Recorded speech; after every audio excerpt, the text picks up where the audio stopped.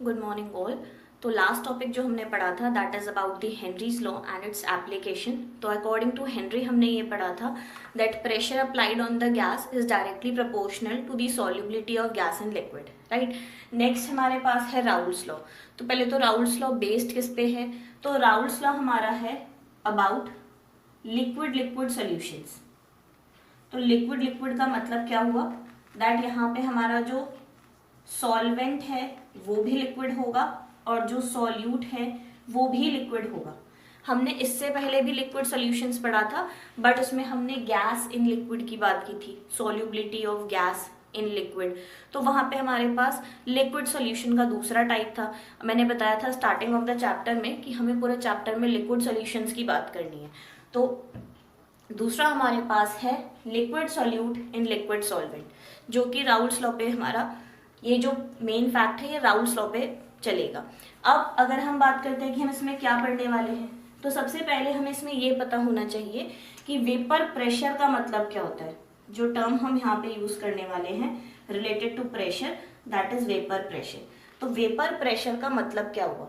तो नाम से पहले तो पता चल रहा है pressure force per unit area, कि अगर हम किसी भी जगह पे फोर्स अप्लाई करते हैं तो वो प्रेशर में कन्वर्ट हो जाता है। और वेपर्स का मतलब क्या है? तो that pressure which are applied by the vapours, उस प्रेशर को हम बोलते हैं वेपर प्रेशर। फॉर एग्जाम्पल कि अगर हमारे पास एक लिक्विड है, यहाँ पे हमारे पास ये लिक्विड भरा हुआ है, राइट। हमने क्या किया, इस कंटेनर को क्लोज रखा है और ये जो लिक्विड है ये हमारे पास है वोलेटाइल लिक्विड। वोलेटाइल लिक्विड, अब वोलेटाइल मतलब क्या होता है? तो वोलेटाइल मतलब वो लिक्विड विच इवेपोरेट्स। जो वेपर्स बनाता है उस लिक्विड को हम वोलेटाइल बोलते हैं, जो वेपर्स नहीं बनाता वो नॉन वोलेटाइल लिक्विड होता है। तो अब अगर हम बात करते हैं वोलेटाइल लिक्विड की क्या क्या फीचर्स हैं, तो ये क्या करता है, वेपर्स बनाएगा। तो अगर हमने इसे क्लोज कंटेनर में रखा है तो ये क्या करेगा, वेपर्स मतलब कि गैस पार्टिकल में अपने को कन्वर्ट करना स्टार्ट कर देगा। ये हो गए कुछ गैसेस पार्टिकल। अब अगर इसकी वेपर्स फॉर्म हो रही हैं तो गैसेस की टेंडेंसी होती है to exert pressure on the container. तो ये गैसेस क्या करेंगे, हर जगह पे प्रेशर अप्लाई करेंगे, राइट। और इसी प्रेशर को हम बोलते हैं vapour pressure. The pressure applied by the vapours is known as the vapour pressure. तो हम इसे मेजर कब करेंगे? तो इसको मेजर हम तब करते हैं जब ये सिस्टम हमारा इक्विलिब्रियम में आ जाता है। तो इक्विलिब्रियम हमने क्लास 11 में पढ़ा था कि rate of forward reaction is equals to rate of backward reaction. तो यहाँ पे उसका मतलब क्या है? तो फॉरवर्ड का मतलब है ये जो लिक्विड हमारा वेपर बनना स्टार्ट हो रहा है, तो ये हो गया लिक्विड टू वेपर, जो कन्वर्जन है ये हो जाएगी फॉरवर्ड। और वहीं पे ये लिक्विड वापस भी तो ये वेपर्स वापस भी तो लिक्विड में आ रहे होंगे। मतलब कि अब अगर ये लिक्विड वेपर्स बना रहा है तो ये वेपर्स इधर उधर स्ट्राइक कर रहे होंगे, एट अ टाइम ये इसकी सरफेस में भी आ रहे होंगे तो वापस लिक्विड बन रहे होंगे। मतलब लिक्विड टू वेपर और वेपर टू लिक्विड दोनों कंडीशन यहाँ पे पॉसिबल है। तो अगर हम बात करें कि जब रेट ऑफ फॉरवर्ड रिएक्शन, जिसको हम बोल सकते हैं rate of evaporation, that is liquid से वेपर बनना, will be equals to rate of backward reaction, मतलब वेपर से लिक्विड बनना, तो हम यहाँ पे कंडेंसेशन की बात कर रहे हैं। तो when rate of evaporation is equals to rate of condensation, तो ये सिस्टम इक्विलिब्रियम पे आ जाएगा। तब जो यहाँ पे प्रेशर एक्सर्ट होगा वो वेपर प्रेशर हमारा क्या हो जाएगा, इस लिक्विड का वेपर प्रेशर हो जाएगा।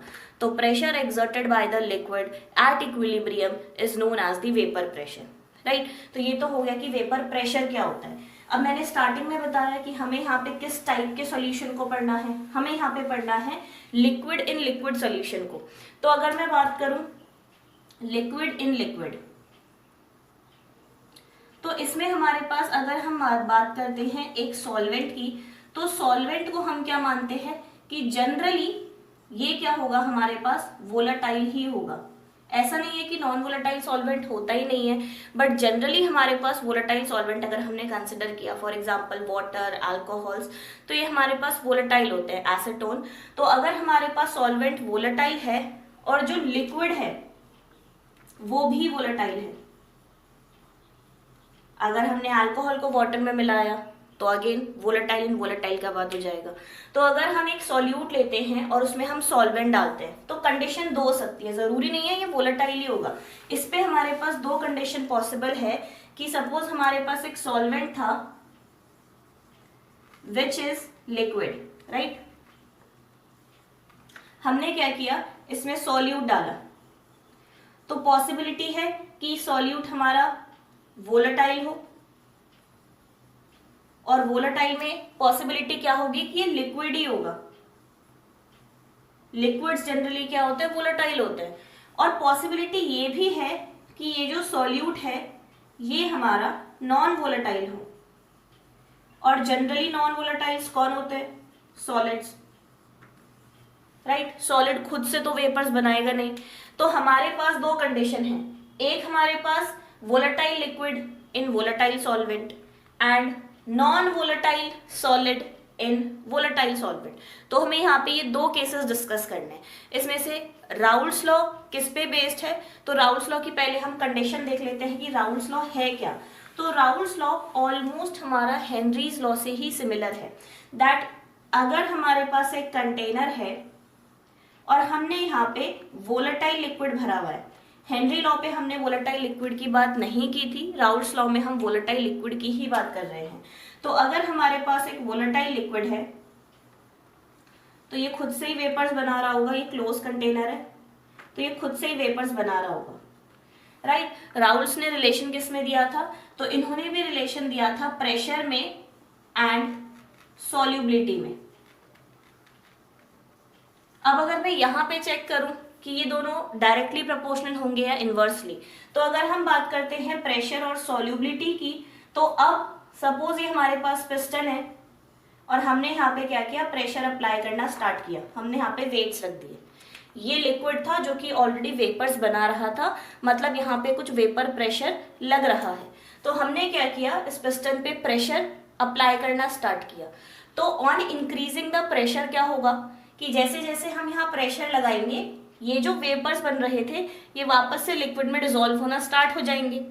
मतलब again that pressure is directly proportional to the solubility, right. कि हमने यहाँ पे प्रेशर लगाया और अब जो ये वेपर्स हैं या ये जो गैसेस हैं ये वापस से लिक्विड में डिसॉल्व होना स्टार्ट हो जाएंगे।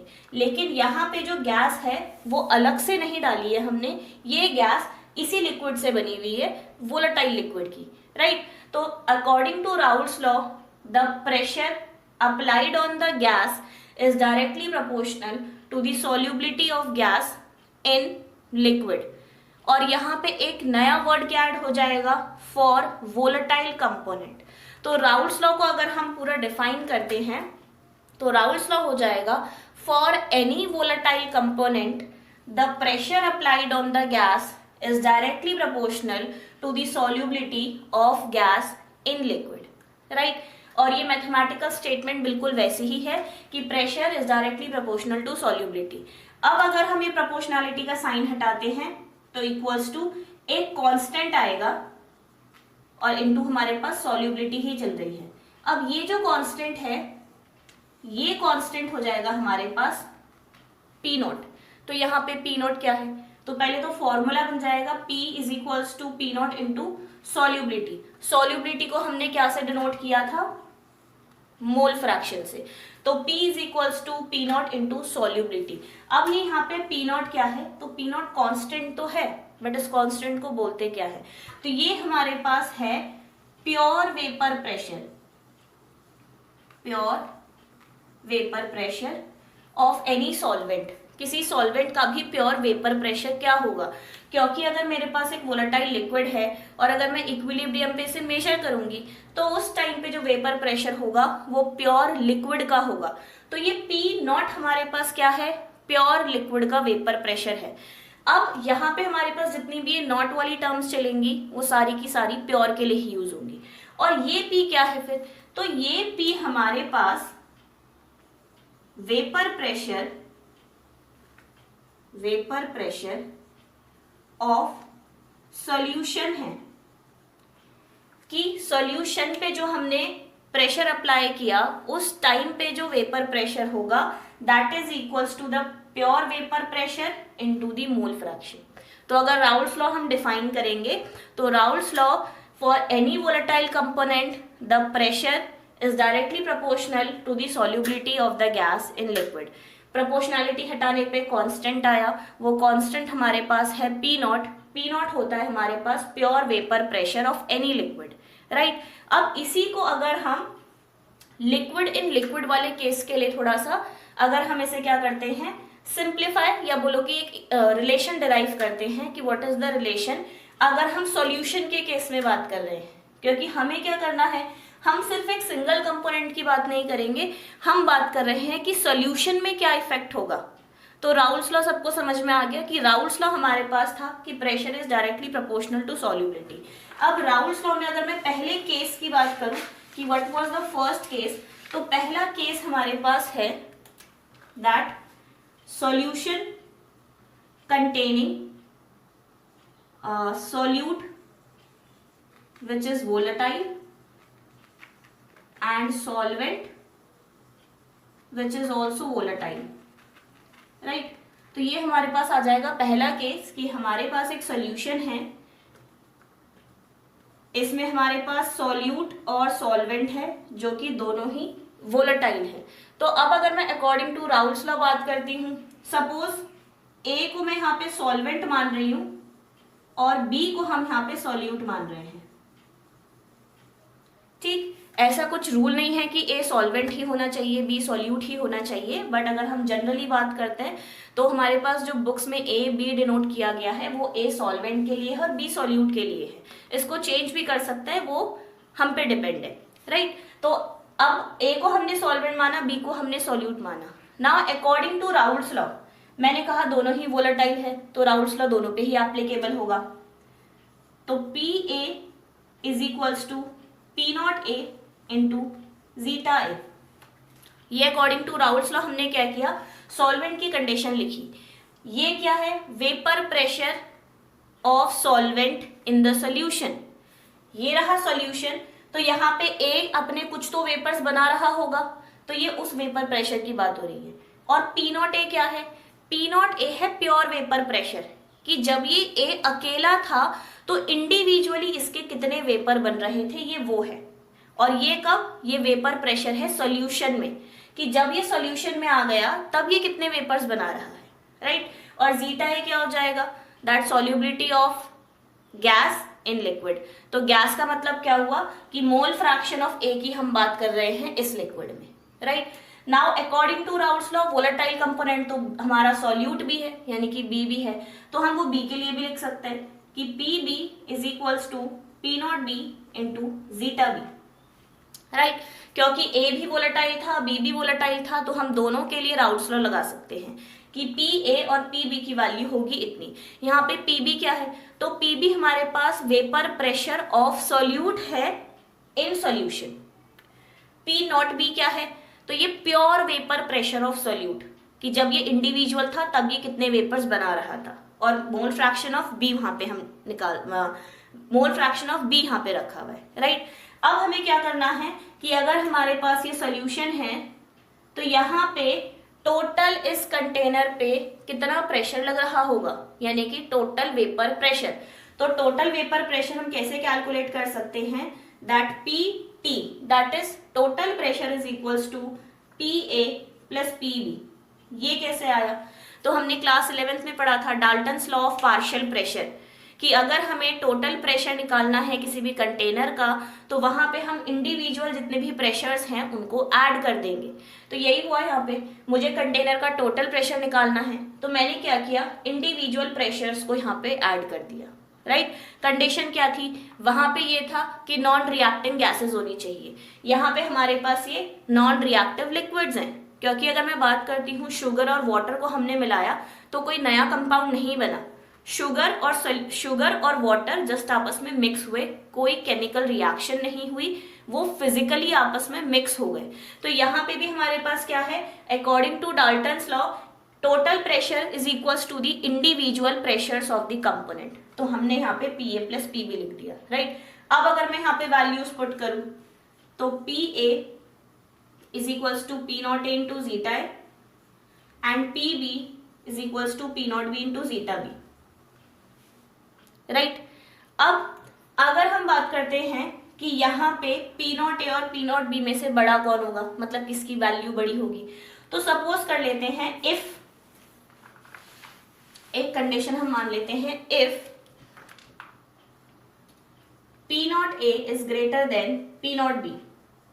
बड़ा कोई भी हो सकता है, जस्ट हमने कंडीशन मानी है कि सपोज अगर जो सॉल्वेंट है उसका वेपर प्रेशर ज्यादा है पी नॉट बी से, यानी कि इससे, तो हम क्या करेंगे, यहाँ पे जो बी वाली टर्म है उसको नेग्लेक्ट कर देंगे। बी का नेग्लेक्ट करने का मतलब ये नहीं कि हटा दो, हम उसको सब्सटीट्यूट कर देंगे। तो सब्सटीट्यूट कैसे करेंगे, तो हमारे पास जो जीटा बी है उसकी जगह पे हम लिख सकते हैं 1 माइनस जीटा है, क्योंकि हमने मोल फ्रैक्शन में पढ़ा था that zeta A plus zeta B is equals to 1। जितने भी कंपोनेंट्स होंगे उनका सम होगा 1, तो जीटा बी की वैल्यू आ जाएगी 1 माइनस जीटा है, ये रहा 1 माइनस जीटा है। तो ये वैल्यू पुट कर दो यहाँ पे, तो जैसे ही हम ये वैल्यू यहाँ पे पुट करेंगे तो ये हमारे पास आ जाएगा P T is equals to P naught A into zeta A plus P naught B into 1 minus zeta है। ऐसे ही अगर यहाँ पे दूसरी कंडीशन होती कि if P naught B is greater than P naught ए, तब क्या करते, तो फिर हम ए वाला ही हटा देते, तो जो छोटा है उसकी जगह सब्स्टिट्यूशन कर दो, राइट। अब इसको आगे सॉल्व करते हैं, ब्रैकेट्स ओपन, तो P naught A into zeta A plus ये इसके साथ P naught B plus minus minus P naught B into zeta ए, राइट। इसको थोड़ा सा और सॉल्व कर लो, तो थोड़ा सा और ये सॉल्व कैसे होगा, यहां से हमारे पास जीटा ए कॉमन आ रहा है तो इसको कर दो बाहर, पी नॉट बी को पहले आगे लिख लेते हैं, ये रहा P naught B plus zeta A हम बाहर कर लेते हैं। अब हमारे पास बचा P naught A minus P naught B, ठीक। तो ये हमारे पास आ गया टोटल प्रेशर। अब यहाँ पे इसे याद कैसे करेंगे, तो जिसको हमने जिस कंपोनेंट के वेपर प्रेशर को बड़ा माना है वो हमेशा पहले लिखा जाएगा, क्योंकि वेपर प्रेशर नेगेटिव तो कभी नहीं हो सकता, तो बड़ी वैल्यू हमेशा आगे आएगी और बाकी सब हमारे पास एज इट इज चलेगा। तो अगर मैं सिमिलरली दूसरे कंडीशन की बात करती, इफ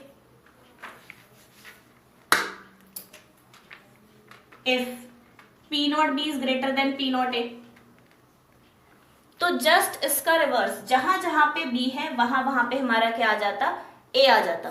तो हमारे पास आ जाएगा P T is equals to P naught A plus zeta B P naught B minus P naught A.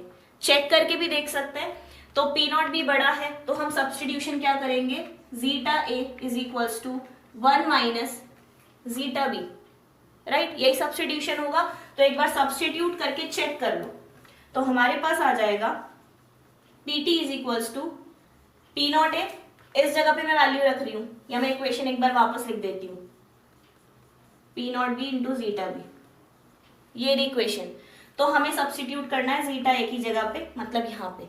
तो जैसे ही सब्स्टिट्यूशन करेंगे तो P naught A 1 minus zeta B plus P naught B into zeta B, brackets open कर देते हैं।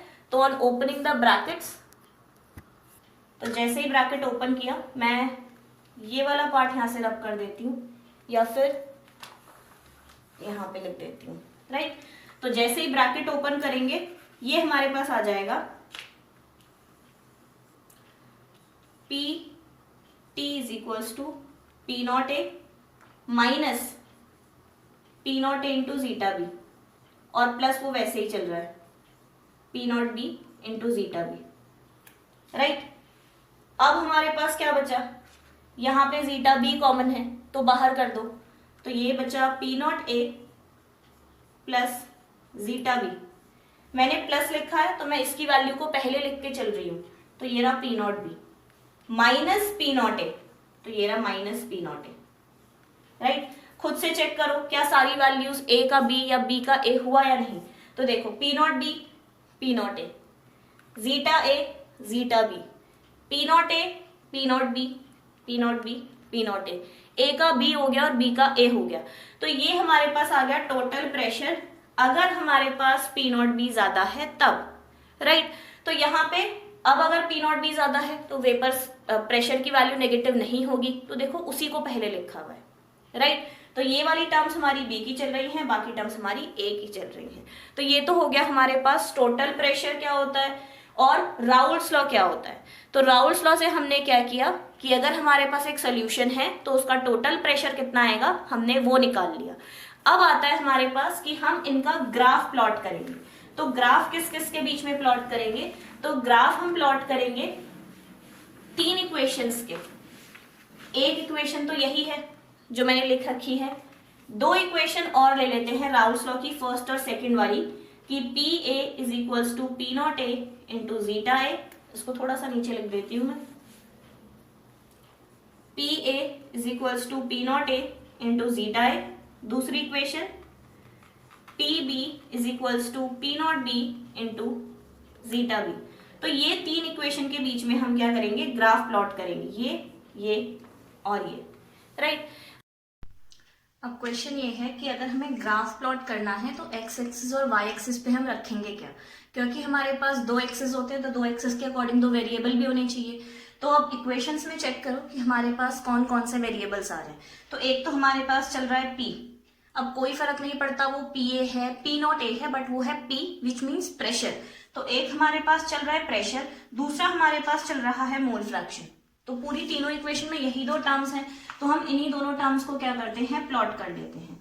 तो पहला हमारे पास है मोल फ्रैक्शन, तो एक्स एक्सिस में ले लेते हैं मोल फ्रैक्शन। दूसरा हमारे पास है प्रेशर, तो वाई एक्सिस में हमारा आ जाएगा प्रेशर, ठीक।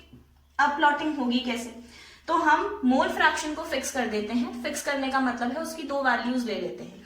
जैसे अगर मैं zeta A plus zeta B is equals to 1 इस फॉर्मूले की बात करूं, तो यहाँ पे अगर सपोज करो मिनिमम वैल्यू में जीटा ए की बात करेंगे तो मिनिमम वैल्यू कितनी होगी, तो जीटा ए ज्यादा से ज्यादा 0 हो सकता है, तब जाके ये 0 + 1 विल बी 1 हो जाएगा।